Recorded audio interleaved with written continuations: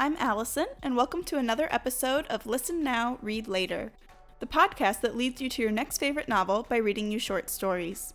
As always, we will be tying together short fiction and long-form fiction, so that after you listen now, you can read later. Episode 9, Journey to the Past. Today we're bringing you a Russian short story with unexpected emotional connections, titled The Singers by Ivan Turgenev. Translated from the Russian by Constance Garnett. Afterward, Teresa will tell you why we have the perfect novel for you to read if today's story was your cup of tea. Ivan Turgenev was a Russian writer who lived from 1818 to 1883 and was known for his realistic portrayals of the harsh lives of Russian serfs. In fact, his first major publication, the short story collection A Sportsman's Sketches, which includes today's story, is credited with swaying public opinion in favor of the abolition of serfdom in Russia, which happened about 9 years after the collection's publication. A Sportsman's Sketches utilizes a Russian realism technique, where the narrator acts as an impartial observer of events and people. Constance Garnett translated 70 volumes of Russian literature into English. Born in England, she learned Russian from exiles and was known for being indefatigable in her work, going nearly blind while translating War and Peace. Turgenev was the first Russian writer she translated. Today's story, The Singers, was originally published in Russian in 1852 in A Sportsman's Sketches. Constance Garnett's translation was published in 1895. Both the original story and the translation are in the public domain. We are reading The Singers from a PDF on the University of Minnesota Twin Cities website. We hope you enjoy.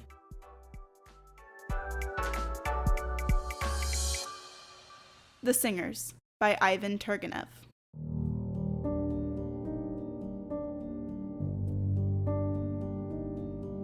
The small village of Kolotovka once belonged to a lady known in the neighborhood by the nickname of Skinflint, in allusion to her keen business habits. Her real name is lost in oblivion, but has of late years been the property of a German from Petersburg. The village lies on the slope of a barren hill, which is cut in half from top to bottom by a tremendous ravine. It is a yawning chasm with shelving sides hollowed out by the action of rain and snow, and it winds along the very center of the village street. It separates the two sides of the unlucky hamlet far more than a river would do, for a river could, at least, be crossed by a bridge. A few gaunt willows creep timorously down its sandy sides. At the very bottom, which is dry and yellow as copper, lie huge slabs of argillaceous rock. A cheerless position, there's no denying, yet all the surrounding inhabitants know the road to Kolotovka well. They go there often and are always glad to go. At the very summit of the ravine, a few paces from the point where it starts as a narrow fissure in the earth, there stands a small square hut. It stands alone, apart from all the others. It is thatched and has a chimney. One window keeps watch like a sharp eye over the ravine, and on winter evenings, when it is lighted from within, it is seen far away in the dim, frosty fog, and its twinkling light is the guiding star of many a peasant on his road. A blue board is nailed up above the door. This hut is a tavern called the Welcome Resort.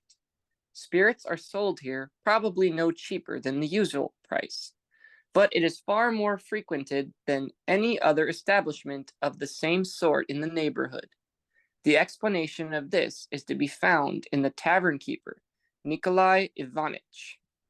Nikolai Ivanitch, once a slender, curly-headed, and rosy-cheeked young fellow, now an excessively stout, grizzled man, with a fat face, sly, and good-natured little eyes, and a shiny forehead with wrinkles like lines drawn all over it, has lived for more than 20 years in Kolotovka. Nikolai Ivanitch is a shrewd, acute fellow, like the majority of tavern keepers. Though he makes no conspicuous effort to please or to talk to people, he has the art of attracting and keeping customers who find it particularly pleasant to sit at his bar under the placid and genial, though alert eye of the phlegmatic host. He has a great deal of common sense. He thoroughly understands the landowner's condition of life, the peasants, and the townsmen's. He could give sensible advice on difficult points, but, like a cautious man and an egotist, he prefers to stand aloof, and at most, and that only in the case of his favorite customers, by remote hints, dropped, as it were, unintentionally, to lead them into the true way. He is an authority on everything that is of interest or importance to a Russian, on horses and cattle, on timber, bricks, and crockery, on woolen stuffs and on leather, on songs and dances. When he has no customers, he is usually sitting like a sap on the ground before the door of his hut, his thin legs tucked under him, exchanging a friendly greeting with every passer-by. He has seen a great deal in his time, many a score of petty landowners who used to come to him for spirits he has seen pass away before him. He knows everything that is done for 100 miles round, and never gossips, never gives a sign of knowing what is unsuspected by the most keen-sighted police officer. He keeps his own counsel, laughs, and makes his glasses ring. His neighbors respect him.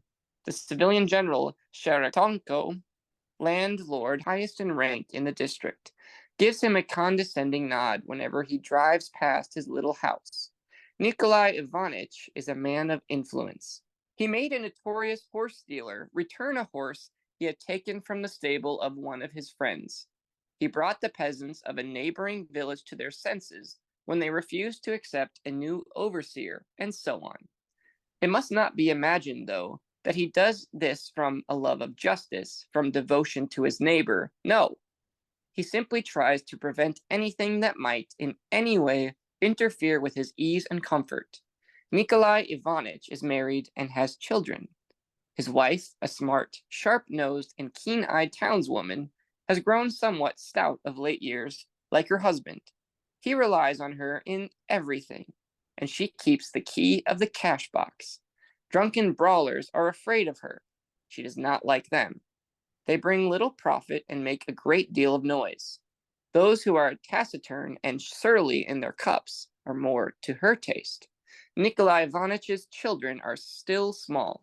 The first all died, but those that are left take after their parents.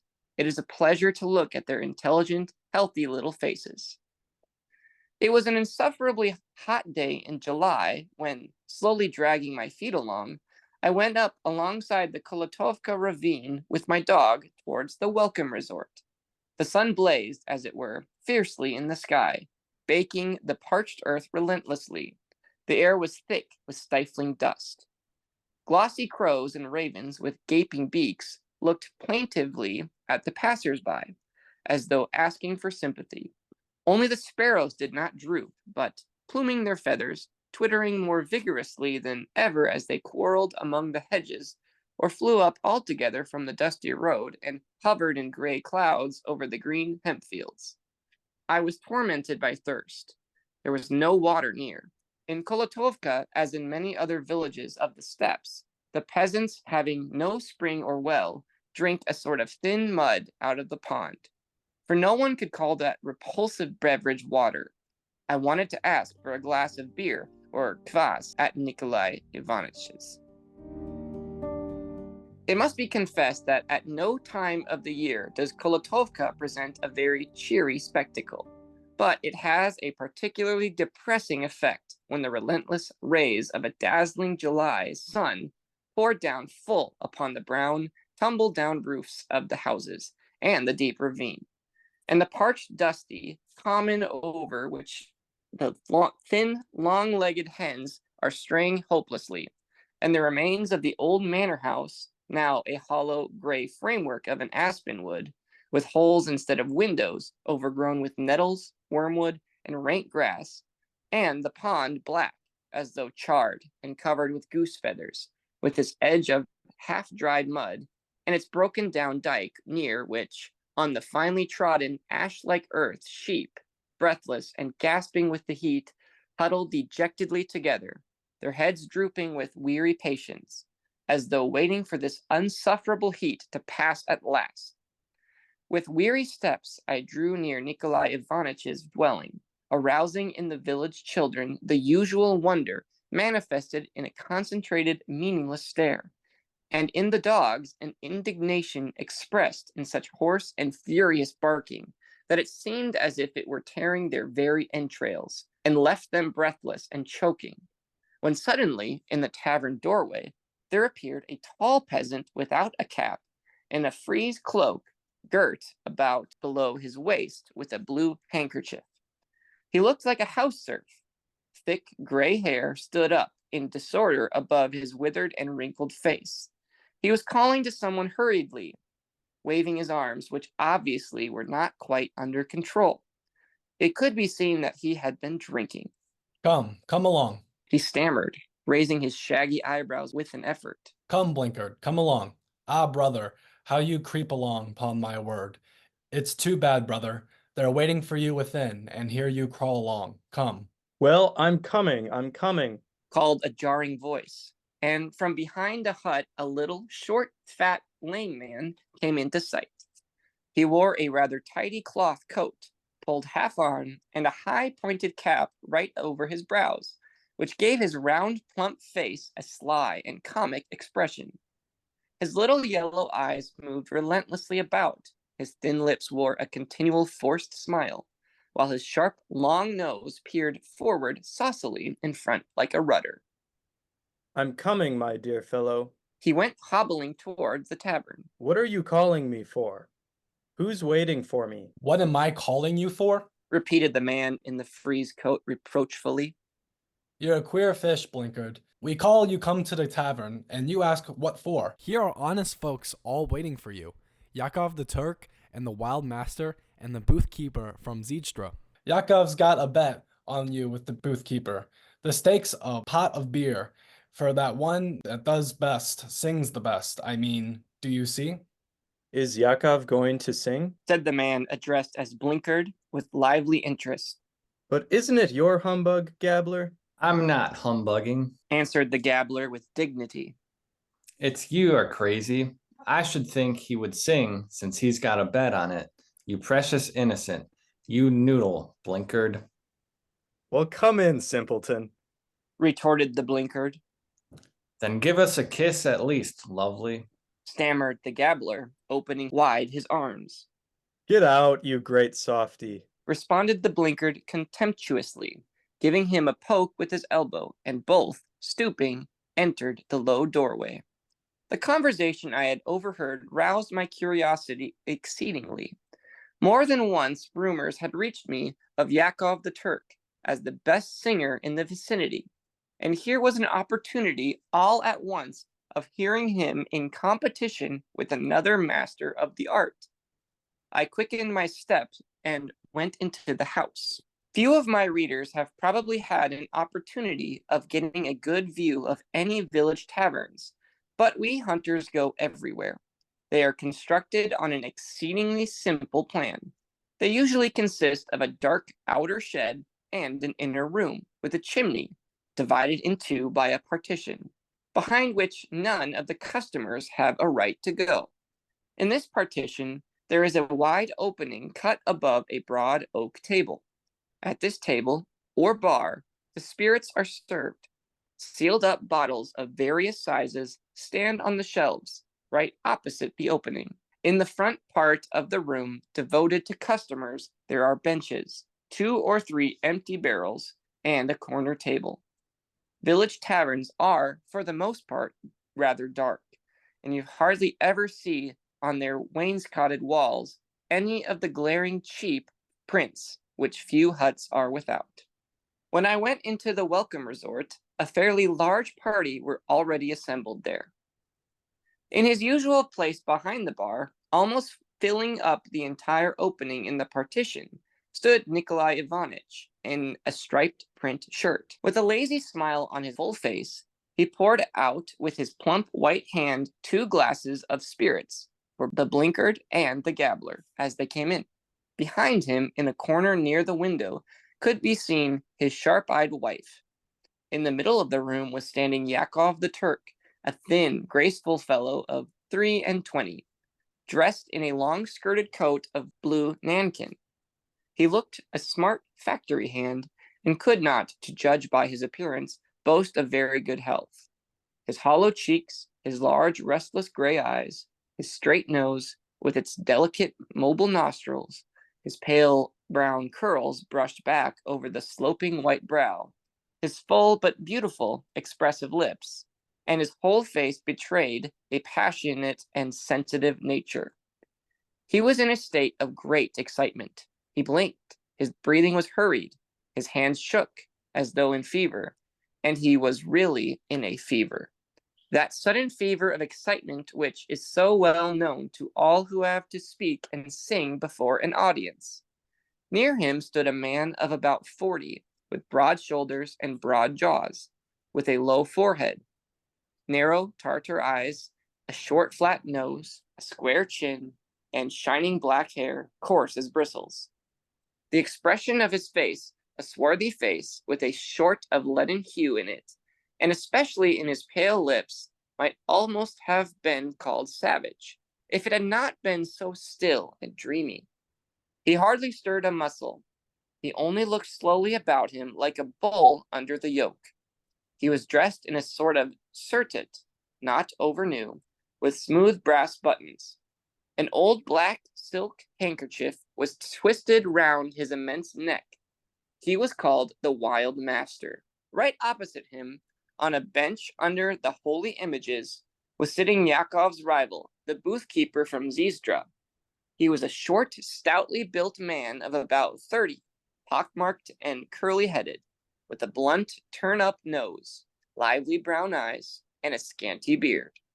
He looked keenly about him, and, sitting with his hands under him, he kept carelessly swinging his legs and tapping with his feet, which were encased in stylish top boots with a coloring edge. He wore a new thin coat of gray cloth, with a plush collar in sharp contrast with the crimson shirt below, buttoned close across the chest.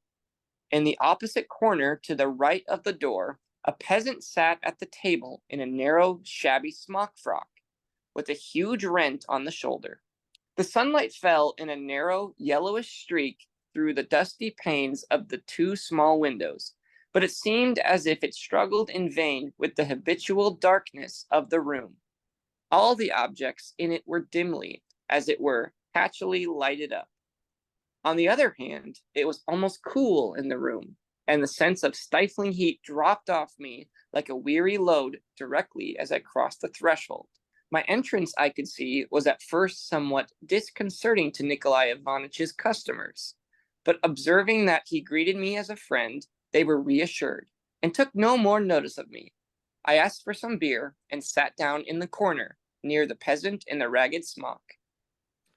Well, well, Piped the gabbler, suddenly draining a glass of spirits at one gulp, and accompanying his exclamation with the strange gesticulations, without which he seemed unable to utter a single word.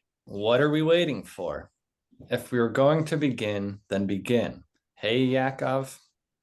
Begin. Chimed in Nikolai Ivanitch approvingly. Let's begin by all means. Observed the booth-keeper coolly, with a self-confident smile. I'm ready. And I'm ready. Yakov pronounced in a voice thrilled with excitement. Well, begin, lads. Whined the blinkard. But, in spite of the unanimously expressed desire, neither began. The booth-keeper did not even get up from the bench. They all seemed to be waiting for something. Begin, said the wild master sharply and sullenly. Yakov started. The booth-keeper pulled down his girdle and cleared his throat. But who's to begin? He inquired in a slightly changed voice, addressing the wild master, who stood still, motionless in the middle of the room, his stalwart legs wide apart, and his powerful arms thrust up to the elbow in his breeches pockets. You booth keeper. Stammered the gabbler. You, to be sure, brother. The wild master looked at him from under his brows. The gabbler gave a faint squeak, in confusion, looked away at the ceiling, twitched his shoulder, and said no more. Cast lots. The wild master pronounced emphatically. And the pot on the table. Nikolai Ivanitch bent down and, with a gasp, picked up the pot of beer from the floor and set it on the table. The wild master glanced at Yakov and said, Come. Yakov fumbled in his pockets, took out a kopeck, and marked it with his teeth.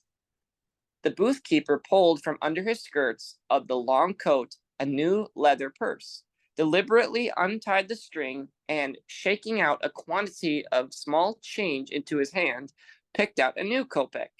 The gabbler held out his dirty cap, and, with its broken peak hanging loose. Yakov dropped his kopeck in, and the booth keeper his. You must pick out one, said the wild master, turning to the blinkard. The blinkard smiled complacently, took the cap in both hands, and began shaking it. For an instant, a profound silence reigned. The kopecks clinked faintly, jingling against each other. I looked round attentively. Every face wore an expression of intense expectation. The wild master himself showed signs of uneasiness. My neighbor even, the peasant in the tattered smock, craned his neck inquisitively. The blinkard put his hand into the cap and took out the booth-keeper's kopeck. Everyone drew a long breath. Yakov flushed, and the booth-keeper passed his hand over his hair. There, I said you'd begin, cried the gabbler. Didn't I say so? There, don't cluck. Remarked the wild master contemptuously. Begin. He went on, with a nod to the booth-keeper. What song am I to sing? Asked the booth-keeper, beginning to be nervous. What you choose. Answered the blinkard. Whatever you like. What you choose, to be sure. Nikolai Ivanitch chimed in, slowly folding his hands on his breast. You're quite at liberty about that. Sing what you like, only sing well, and we'll give a fair decision afterwards. A fair decision, of course, put in the gabbler, licking the edge of his empty glass. Let me clear my throat a bit, fellows, said the booth-keeper, fingering the collar of his coat. Come, no dilly-dallying. Begin, protested the wild master, and he looked down. The booth-keeper thought a minute, shook his head, and stepped forward. Yakov's eyes were riveted upon him. But before I enter upon a description of the contest itself, I think it will not be amiss to say a few words about each of the personages taking part in my story. The lives of some of them were known to me already when I met them in the welcome resort. I collected some facts about the others later on. Let us begin with the gabbler. This man's real name was Evgraf Ivanov, but no one in the whole neighborhood knew him as anything but the gabbler, and he himself referred to himself by that nickname. So well did it fit him. Indeed, nothing could have been more appropriate to his insignificant, ever-restless features. He was a dissipated, unmarried house serf whose own masters had long ago got rid of him, and who, without any employment, without earning a kopeck, found means to get drunk every day at other people's expense. He had a great number of acquaintances who treated him to drinks of spirits and tea, though they could not have said why they did so themselves. For, far from being entertaining in company, he bored everyone with his meaningless chatter, his insufferable familiarity, his spasmodic gestures, and incessant, unnatural laugh. He could neither sing nor dance. He had never said a clever or even a sensible thing in his life. He chattered away, telling lies about everything, a regular gabbler. And yet, not a single drinking party for 30 versts around took place without his lank figure turning up among the guests, so that they were used to him by now and put up with his presence as a necessary evil. They all, it is true, treated him with contempt, but the wild master was the only one who knew how to keep his foolish sallies in check. The Blinkard was not in the least like the Gabbler. His nickname, too, suited him, though he was no more given to blinking than other people. It is a well-known fact that the Russian peasants have a talent for finding good nicknames. In spite of my endeavors to get a more detailed information about this man's past, many passages in his life have remained spots of darkness to me, and probably to many other people. Episodes buried, as the bookmen say, in the darkness of oblivion. I could only find out that he was once a coachman in the service of an old childless lady, that he had to run away with 3 horses he was in charge of, had been lost for a whole year, and, no doubt, convinced by experience of the drawbacks and hardships of a wandering life, he had gone back a cripple and flung himself at his mistress's feet. He succeeded in a few years in smoothing over his offense by his exemplary conduct, and, gradually getting higher in her favor, at last gained her complete confidence, was made a bailiff, and on his mistress's death turned out, in what way was never known, to have received his freedom. He got admitted into the class of tradesmen, rented patches of market garden from the neighbors, grew rich, and was now living in ease and comfort. He was a man of experience, who knew on which side of his bread was buttered, and was more actuated by prudence than by either good or ill nature, had knocked about, understood men, and knew how to turn them to his own advantage. He was cautious, and at the same time enterprising, like a fox. Though he was as fond of gossip as an old woman, he never let out his own affairs, while he made everyone else talk freely of theirs. He did not affect to be a simpleton, though, as so many crafty men of his sort do. Indeed, it would have been difficult for him to take anyone in that way. I have never seen a sharper, keener pair of eyes than his tiny, cunning peepers, as they call them in Orel. They were never simply looking about. They were always looking one up and down and through and through. The Blinkard would sometimes ponder for weeks together over some apparently simple undertaking, and again he would suddenly decide on a desperately bold line of action, which one would fancy would bring him to ruin. But it would be sure to turn out all right. Everything would go smoothly. He was lucky, and believed in his own luck, and believed in omens. He was exceedingly superstitious in general. He was not liked because he would have nothing much to do with anyone, but he was respected. His whole family consisted of one little son, whom he idolized, and who, brought up by such a father, is likely to get on in the world. Little Blinkard'll be his father over again. It is said of him already in undertones by the old men, as they sit on their mud walls gossiping on summer evenings, and everyone knows what that means. There is no need to say more.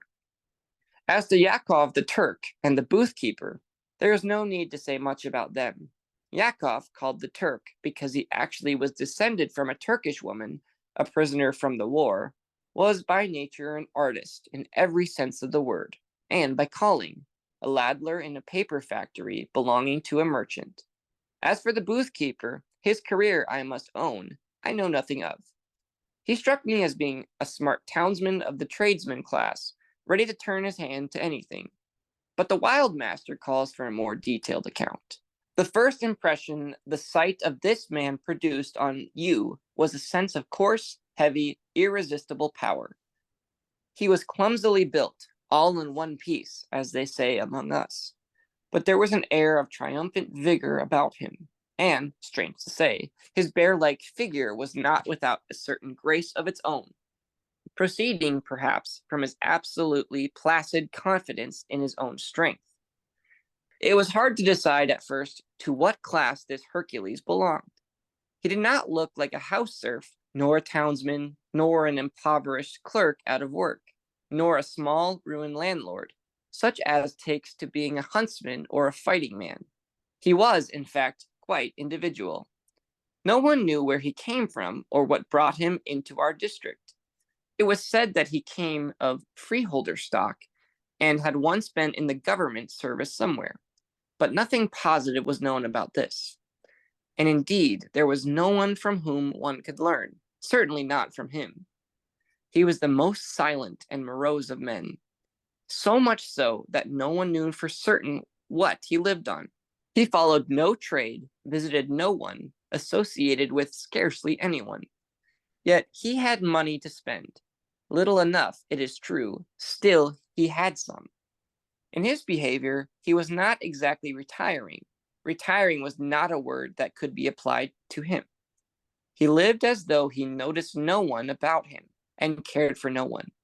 The wild master, that was the nickname they had given him, his real name was Perevlazov, enjoyed an immense influence in the whole district. He was obeyed with eager promptitude, though he had no kind of right to give orders to anyone, and did not himself evince even the slightest pretension to authority over the people with whom he came into casual contact. He spoke, they obeyed. Strength always has an influence of its own. He scarcely drank at all, and nothing to do with women, and was passionately fond of singing. There was much that was mysterious about this man.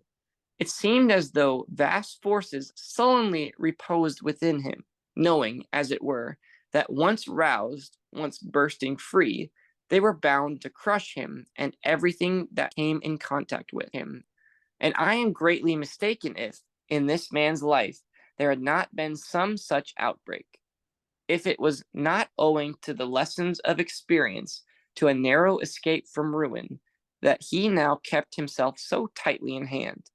What especially struck me in him was the combination of a sort of inborn natural ferocity with an equally inborn generosity, a combination I had never met in any other man.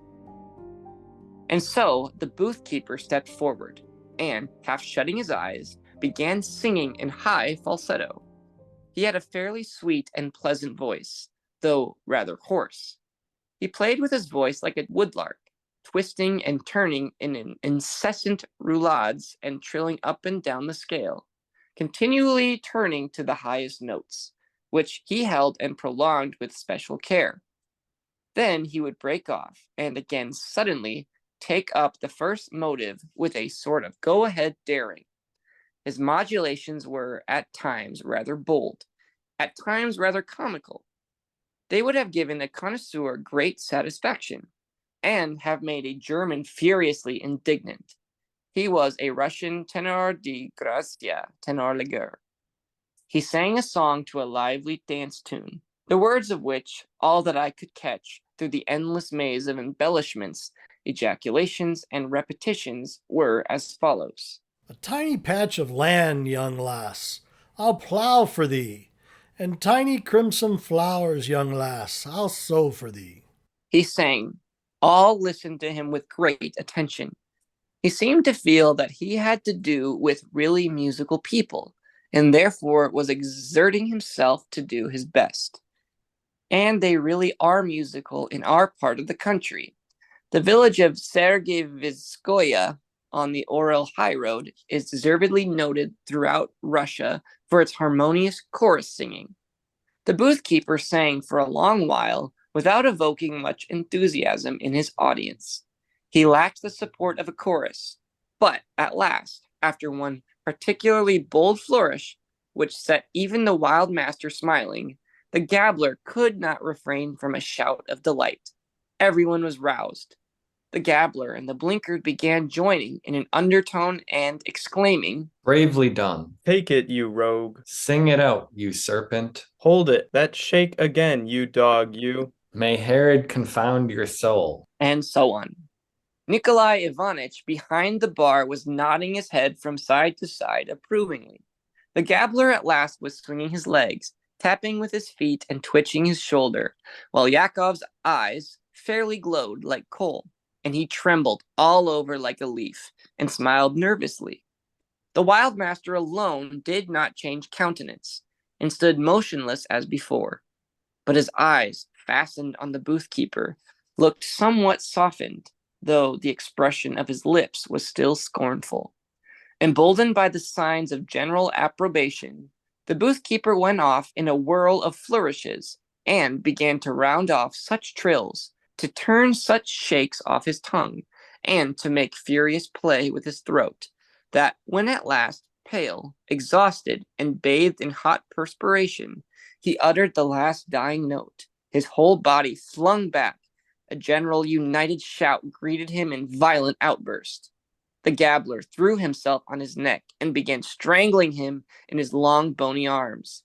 A flush came out on Nikolai Ivanitch's oily face, and he seemed to have grown younger. Yakov shouted like mad. Capital, capital. Even my neighbor, the peasant in the torn smock, could not restrain himself, and with a blow of his fist on the table, he cried, Ha! Well done, damn my soul, ha! Well done. and he spat on one side with an air of decision. Well, brother, you've given us a treat, Bawled the gabbler, not releasing the exhausted booth-keeper from his embraces. You've given us a treat. There's no denying. You've won, brother. You've won. I congratulate you. The court's yours. Yakov's miles behind you. I tell you, miles. Take my word for it. And again he hugged the booth-keeper to his breast. There, let him alone. Let him alone. There's no being rid of you, Said the blinkard with vexation. Let him sit down on the bench. He's tired, see? You're a ninny, brother, a perfect ninny. What are you sticking to him like a wet leaf for? Well, then, let him sit down, and I'll drink to his health. Said the gabbler, and he went up to the bar.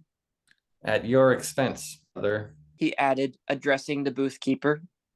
The latter nodded, sat down on the bench, pulled a piece of cloth out of his cap, and began wiping his face, while the gabbler, with greedy haste, emptied his glass, and with a grunt assumed, after the manner of confirmed drinkers, an expression of careworn melancholy.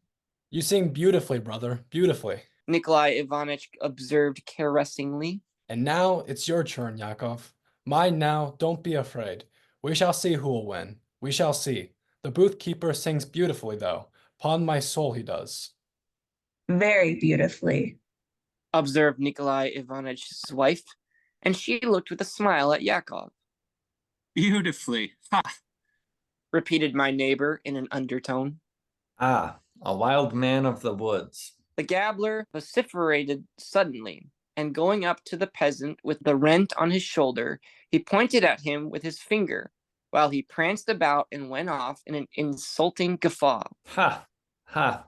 Get along, wild man of the woods. Here's a ragamuffin from the woodlands. What brought you here? He bawled amidst laughter. The poor peasant was abashed, and he was just about to get up and make off as fast as he could, when suddenly the wild master's iron voice was heard. What does the insufferable brute mean? He articulated, grinding his teeth. I wasn't doing nothing. Muttered the gabbler. I only... There, all right, shut up. Retorted the wild master. Yakov, begin. Yakov took himself by his throat. Well, really, brothers, something, I don't know, on my word. What? That's enough. Don't be timid. For shame. Why go back? Sing the best you can by God's gift. And the wild master looked down expectant. Yakov was silent for a minute. He glanced round and covered his face with his hand. All had their eyes simply fastened upon him, especially the booth-keeper, on whose face a faint involuntary uneasiness could be seen through his habitual expression of self-confidence and the triumph of his success. He leant back against the wall, and again put both hands under him, but did not swing his legs as before. When at last Yakov uncovered his face, it was pale as a dead man's. His eyes gleamed faintly under their drooping lashes. He gave a deep sigh and began to sing. The first sound of his voice was faint and unequal, and seemed not to come from his chest, but to be wafted from somewhere afar off, as though it had floated by chance into the room. A strange effect was produced on all of us by this trembling, resonant note. We glanced at one another, and Nikolai Ivanitch's wife seemed to draw herself up. This first note was followed by another, bolder and prolonged, but still obviously quivered. Like a harp string when suddenly struck by a stray finger, it throbs in at last. A swiftly dying tremble. The second was followed by a third, and gradually gained fire and breadth. The strain swelled into a pathetic melody. Not one little path ran into the field. He sang, and sweet and mournful it was in our ears. I have seldom, I must confess, heard a voice like it. It was slightly hoarse, and not perfectly true. There was even something morbid about it at first, but it had a genuine depth of passion and youth and sweetness, and a sort of fascinating, careless, pathetic melancholy. A spirit of truth and fire, a Russian spirit, was sounding and breathing in that voice, and it seemed to go straight to your heart, to go straight to all that was Russian in it. The song swelled and flowed. Yakov was clearly carried away by enthusiasm. He was not timid now. He surrendered himself wholly to the rapture of his art. His voice no longer trembled. It quivered, but with the scarce perceptible inward quiver of passion, which pierces like an arrow to the very soul of the listeners. And he steadily gained strength and firmness and breadth. I remember I once saw at sunset on the flat, stony shore, when the tide was low and the sea's roar came weighty and menacing from the distance, a great white seagull. It sat motionless, its silky bosom facing the crimson glow of the setting sun, and only now and then opened wide its great wings to greet the well-known sea, to greet the sinking lurid sun. I recalled it as I heard Yakov. He sank, utterly forgetful of his rival and all of us. He seemed supported as a bold swimmer by the waves, by our silent, passionate sympathy. He sang, and in every sound of his voice one seemed to feel something dear and akin to us, something of breadth and space, as though the familiar steps were unfolding before our eyes and stretched away into endless distance. I felt the tears gathering in my bosom and rising to my eyes. Suddenly, I was struck by dull, smothered sobs. I looked around. The tavern keeper's wife was weeping, her bosom pressed close to the windowsill. Yakov threw a quick glance at her, and he sang more sweetly, more melodiously than ever. Nikolai Ivanitch looked down. The blinker turned away. The gabbler, quite touched, stood, his gaping mouth stupidly open. The humble peasant was sobbing softly in the corner and shaking his head with plaintive murmur. And on the iron visage of the wild master, from under his overhanging brows, there slowly rolled a heavy tear. The booth keeper raised his clenched fist to his brow and did not stir. I don't know how the general emotion would have ended if Yakov had not suddenly come to a full stop on a high, exceptionally shrill note, as though his voice had broken. No one called out or even stirred, and everyone seemed to be waiting to see whether he was not going to sing more. But he opened his eyes as though wondering at our silence, looked round at all of us with a face of inquiry, and saw that the victory was his. Yakov, said the wild master, laying his hand on his shoulder, and he could say no more. We all stood, as it were, petrified. The booth keeper softly rose and went up to Yakov. You've won, he articulated at last with an effort, and rushed out of the room. His rapid, decided action, as it were, broke the spell, and we all suddenly fell into noisy, delighted talk. The gabbler bounded up and down, stammered and brandished his arms like millstales. The blinkard limped up to Yakov and began kissing him. Nikolai Ivanitch got up and solemnly announced that he would add a second pot of beer from himself. The wild master laughed, a sort of kind, simple laugh, which I should never have expected to see on his face. The humble peasant, as he wiped his eyes, cheeks, nose, and beard on his sleeves, kept repeating in his corner. Beautiful it was, by God. Blast me for the son of a dog, but it was fine. While Nikolai Ivanitch's wife, her face red with weeping, got up quickly and went away. Yakov was enjoying his triumph like a child. His whole face was transformed. His eyes especially fairly glowed with happiness. They dragged him to the bar. He beckoned the weeping peasant up to it and sent the tavern keeper's little son to look after the booth keeper, who was not found, however, and the festivities began. You'll sing to us again, the gabbler declared, flourishing his hands in the air. I took one more look at Yakov and went out. I did not want to stay. I was afraid of spoiling the impression I had received, but the heat was as unsupportable as before. It seemed hanging in a thick, heavy layer right over the earth. Over the dark blue sky, tiny bright fires seemed whisking through the finest, almost black dust. Everything was still, and there was something hopeless and oppressive in this profound hush of exhausted nature. I made my way to a hayloft and lay down on the fresh cut but already almost dry grass. For a long while I could not go to sleep. For a long while Yakov's irresistible voice was ringing in my ears. At last, the heat and fatigue regained their sway, however, and I fell into a dead sleep. When I waked up, everything was in darkness. The hay was scattered around, smelt strong, and was slightly damp. Through the slender rafters of this half-open roof, pale stars were faintly twinkling. I went out. The glow of sunset had long died away, and its last trace showed in a faint light on the horizon. But above the freshness of the night there was still a feeling of heat in the atmosphere, lately baked through by the sun, and the breast still craved for a draught of cool air. There was no wind, nor were there any clouds. The sky all around was clear and transparently dark, softly glimmering with innumerable but scarcely visible stars. There were lights twinkling about the village. From the flaring tavern close by rose a confused, discordant din, amid which I fancied I recognized the voice of Yakov. Violent laughter came from there in an outburst at times. I went up to the little window and pressed my face against the pane.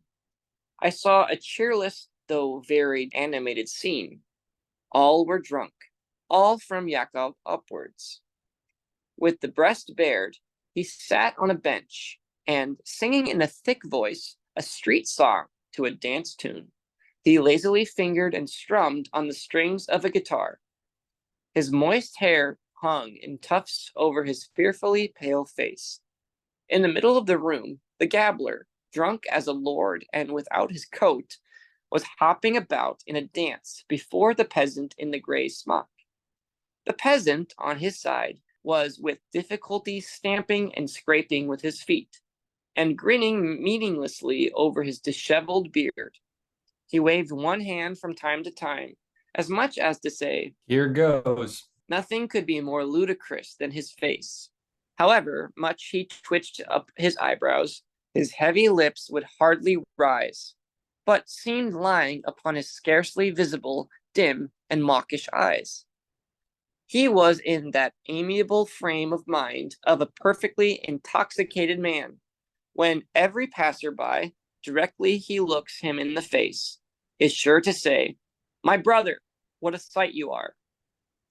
The Blinkard, as red as a lobster, and his nostrils dilated wide, was laughing malignantly in a corner.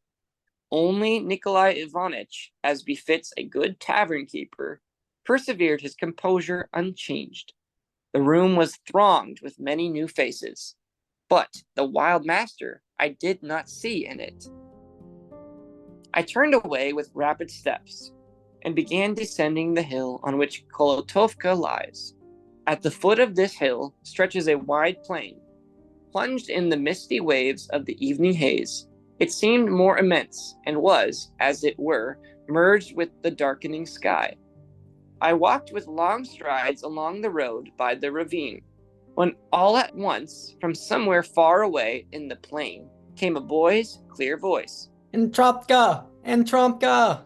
He shouted in obstinate and tearful desperation, with long drawing out of the last syllable. He was silent for a few instants, and started shouting again. His voice rang out clear in the still, lightly slumbering air. 30 times at least he had called out the name Entropka, when suddenly, from the farthest end of the plain, as though from another world, there floated a scarcely audible reply. What? The boy's voice shouted back at once with gleeful exasperation. Come here, devil, you wood imp! What for? Replied the other after a long interval. Because Dad wants to thrash you. The first voice shouted back hurriedly. The second voice did not call back again, and the boy fell to shouting Entropka once more. His cries, fainter and less frequent, still floated up to my ears, when it had completely grown dark, and I had turned the corner of the wood which skirts my village and lies over 3 miles from Kolotovka. Entropka! Still audible in the air, filled with the shadows of the night.